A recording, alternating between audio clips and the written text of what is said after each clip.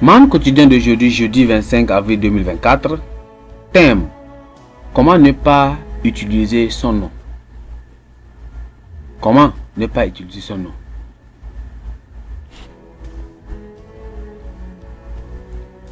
Texte de lecture, c'est 1 Samuel chapitre 17. 1 Samuel chapitre 17, nous à partir du verset 41 à 54. Le Philistin s'approcha peu à peu de David, et l'homme qui portait son bouclier marchait devant lui. Le Philistin regarda, et lorsqu'il aperçut David, il le méprisa, le voyant en lui qu'un enfant blond et d'une belle figure.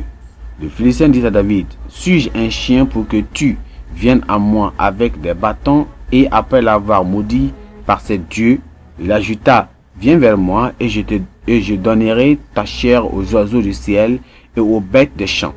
David dit aux Philistins: tu marches contre moi avec l'épée, la lance et le javelot, et moi je marche contre toi au nom de l'Éternel des armées, le Dieu de l'armée d'Israël que tu as insulté.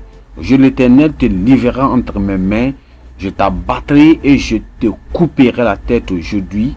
Je donnerai les cadavres aux champs des Philistins, aux oiseaux du ciel et aux animaux de la terre.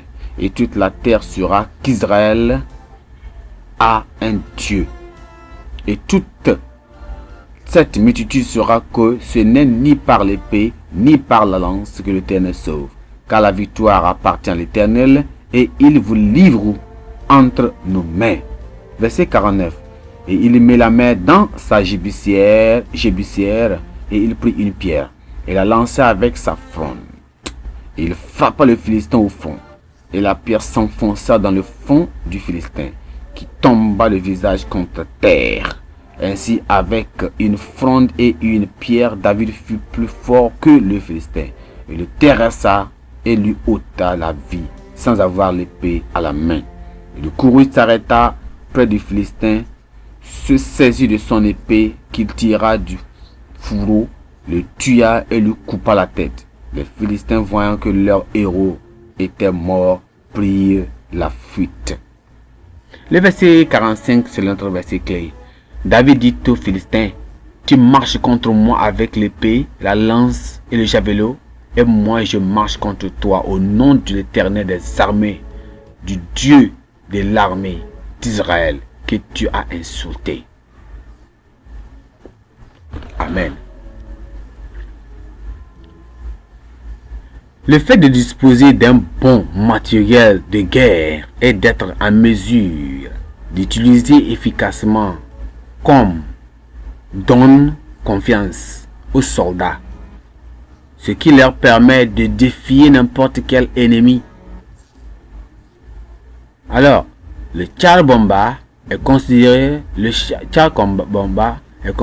comme l'arme de destruction massive, la plus puissante et la plus meurtrière au monde.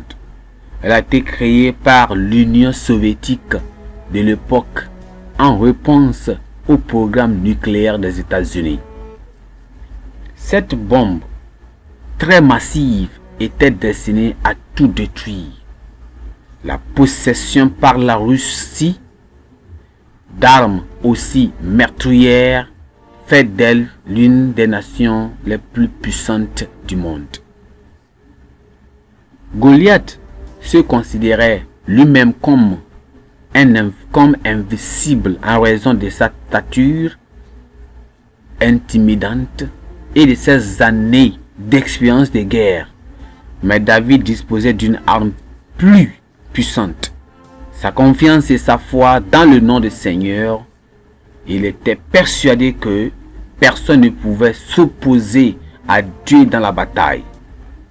Ainsi, lorsque Goliath a foncé sur lui au combat, au lieu de reculer de peur, David a couru vers lui avec une confiance inébranlable, et Goliath a été abattu d'un seul coup de front de la pierre de David.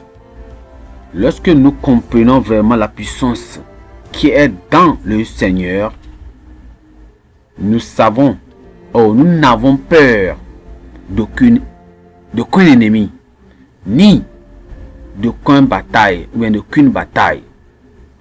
Le nom de Jésus prévaut sur toutes les situations et toutes les circonstances, quelles que soient physiquement ou spirituelles. Le nom de Jésus donne la victoire et le triomphe sur les tentations. Le nom fait plier et fuir les puissances sataniques et démoniaques.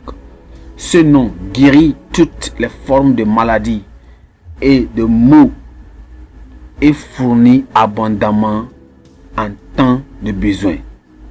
Si nous voulons que le nom du Seigneur l'emporte comme David l'a fait, nous devons apprendre à utiliser efficacement. Le nom de Dieu n'est pas puissant que sur les lèvres d'un croyant juste. Vous devez être un enfant de Dieu d'abord, avant de pouvoir utiliser efficacement son nom. Vous devez également avoir une foi et une confiance inébranlable en lui. C'est en lui. C'est en utilisant le nom de Jésus dans une prière de foi que sa puissance sera libérée pour agir en votre faveur. La Bible déclare que quoi? Selon Philippiens chapitre 2, le verset 9 et à 11, il dit: quand son nom, tout genou fléchira et toute langue confessera qu'il est Seigneur. Que le Seigneur nous aide au nom de Jésus. Pensez du jour. Le nom de Jésus ne peut jamais perdre sa puissance. Le nom de Jésus ne peut jamais perdre sa puissance. Amen. La Bible en un nom. Psaume chapitre 131 jusqu'au chapitre 138. Psaume chapitre 131 jusqu'au chapitre 138.